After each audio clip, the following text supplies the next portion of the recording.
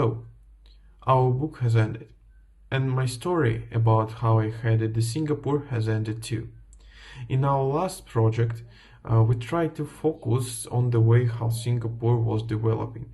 However, in this time, we tried to focus on the way how I, Li Kuan, interacted with leaders of other countries, what relationships I had with my family, and how I developed the international politics in Singapore.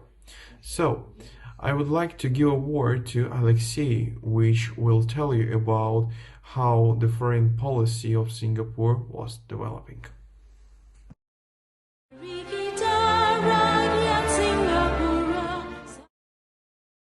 And I am the Minister of Foreign Affairs of Singapore, who worked during the construction of Singapore as an independent and advanced state of Southeast Asia.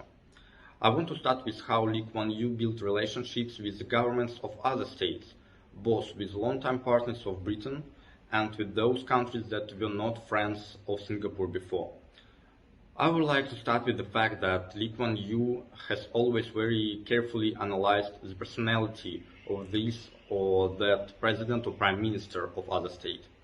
First of all, he paid a lot of attention not only to the character of foreign leaders, but also to the relationships with family and subordinates, which allowed him to find places of contact with other people.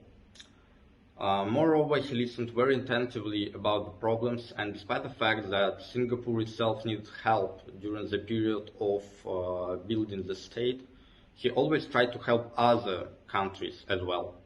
In general, there is a feeling that Lee Kuan Yew had an unlimited memory because the fact that he remembered the smallest details in other people surprises and endears himself. The second point that has always impressed me in Singapore's openness to outside influence, especially from Western states. Although, to tell the truth, Singapore during Lee Kuan Yew time of power can hardly be called a democratic state. Nevertheless, I remember 2 points that somehow related to Singapore foreign policy, which in turn related to domestic policy too. Firstly, it is openness to investment. During the formation of Singapore, the primary task was to build a strong, independent and secure financial system. It was impossible to achieve this without foreign money. And therefore, the Singapore government decided to create low external thresholds in order to attract as much capital as possible. And most importantly, to establish Singapore as a sustainable economy. It seemed that huge international corporations entering the Singapore market could easily lobby their own interests, which in turn could harm the development and prosperity of our state. But nevertheless, this openness in a negative way did not affect Singapore, including because Lee Kuan Yew rigidly built a framework and was not ready to squander under foreign influence. Secondly, programs were created to send students abroad, especially to the United States of America and the United Kingdom, because Singapore was in extreme need of high-quality personnel. It seemed that this step could have a negative impact on management, but looking from the height of 2022, this didn't happen. The third point that really impressed me was how Lee Kuan Yew could build relations between polar states, such as, for example, China and the United Kingdom. Western money, which poured into Singapore in huge quantities and qualities, could certainly have an impact on how to shape Singapore's foreign policy. Nevertheless, he tried to manage to find areas of cooperation with completely polar states, which seemed unthinkable during the time of the Cold War. Yes, we can argue that the Cold War had no impact on the states of Southeast Asia, but the capital that was poured into the country, into the Singapore, with the help of course, Western companies, should have an impact on Singapore. But finally, I really like that Lee Kuan Yew was aware of many events in the world, ranging from the Vietnam War or the war on the Korean Peninsula, internal confrontations in Malaysia, and ending with the US invasion of Iraq or war in Afghanistan. He was always aware of absolutely different situations that were happening around the world.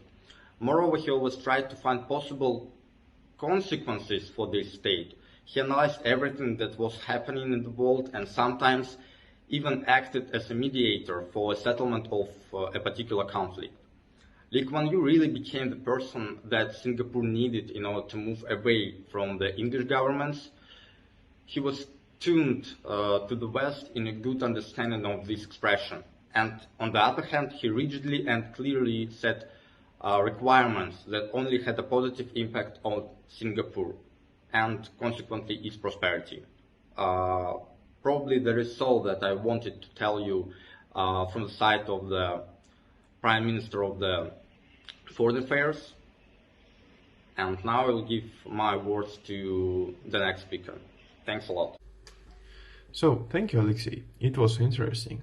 And now I would like to give a word to Maria Parfenova, who will tell you about relations between Lee Kuan and his family.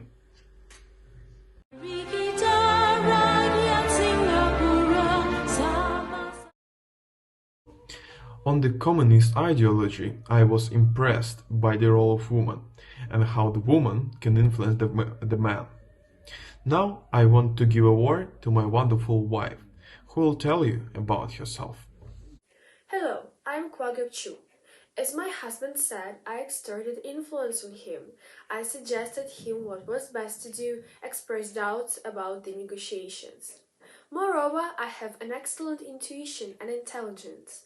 And when Lee was negotiating with the Tangku to join Malaysia, I warned him against this decision due to the incompatibility in characters and goals. In principle, this is what happened. This deal fell through.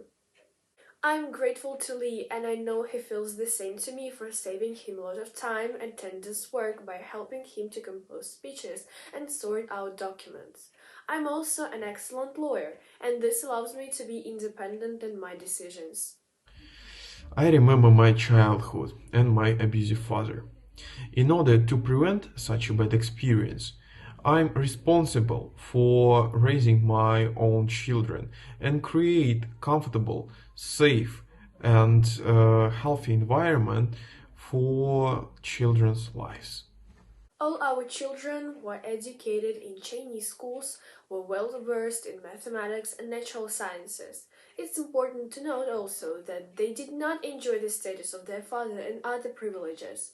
They themselves achieved their goals and succeeded in their studies. My husband Lee took our children with him to the government because they were interested in how the country was organized and how control was carried out. But unfortunately, not everything was so simple and colorful in the life of our children. Hello, I'm Lee San-moon. I'm the eldest son of Lee Kuan Yew. I studied mathematics, received a diploma in computer science. Unfortunately, I survived the death of my wife and I was left with 2 children. The second child was born not quite healthy and he experienced problems with socialization and communication. Along with these untidy events, I was elected to parliament with the highest number of votes. Then I faced cancer, but with the help of chemotherapy, I managed to overcome the disease. Hello, I'm the second son of Lee, Yangu. I studied engineering and went to America for an internship. I married well and have 3 sons. Despite the fact that I was actively moving up the career ladder myself, I was accused of the fact that my father's status helps me to reach such heights. This struck my father because all his life he had been trying to build a system in which family ties would not play a role when it comes to professional growth. As a result, I was able to prove that I am smart and ambitious enough to develop independently. Hello, I am Lee's 3rd child, Lin. I excelled in medicine and became an excellent doctor and the best student of my program. I'm single and live with my parents now. Nevertheless, I travel a lot and study medicine, especially kids neurology. The children in our family are very close. They gather on Sundays and have a great time. So, despite his strict upbringings, I'm also close to my siblings. I have a large family with whom I tried to keep in touch. Thank you, Masha. It was fascinating. And now I would like to give a word to Maria Vyatkina.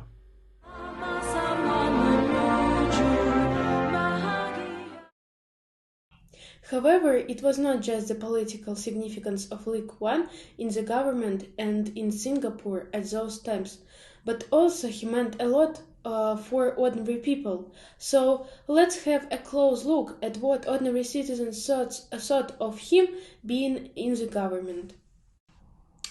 What can I say about Lee Kuan? He is a great man. I wish I had such a husband in my time. I'm so sorry. Yes, what I was talking about, Lee Kuan. You know, since Lee Kuan being in government, our country became more independent, I would say, and more infrastructural. I was a girl born in a small country, and now please look, we have a lot of tourists, we have a lot of cars, we have a lot of techniques, a lot of universities, and we have a lot of connections within other countries. So, I have two sons. One of these is going to the college. Here we have in Singapore an English college, and he is going to become an engineer in London. And I think it's only because of Lee Kuan. Thanks him a lot. A lot of people love him, and I wish there will be more such people on the world. Oh, yes, I remember. I just became a Prime Minister of China and had so much to do. Thanks God, I had such a wise man. I remember I needed to stabilize the economy, to establish new relationships with Asian countries, to become independent from the West. And my dear friend Lee Kuan Yew, he helped me on my way to establish a China as the most powerful country in this part of the world. Oh yes, Lee Kuan. I remember being a student at those times, and I remember all the occasions that swept all over the Europe after the Tiananmen Square. And if it was not for Lee Kuan, maybe we had another consequences. And now would be having more problems connected with students, universities, and overall instability in the country. Thank you, Lee Kuan, for living and studying happily in Singapore for Chinese students. Thank you, Lee Kuan. A wise man in the government is happiness to all people.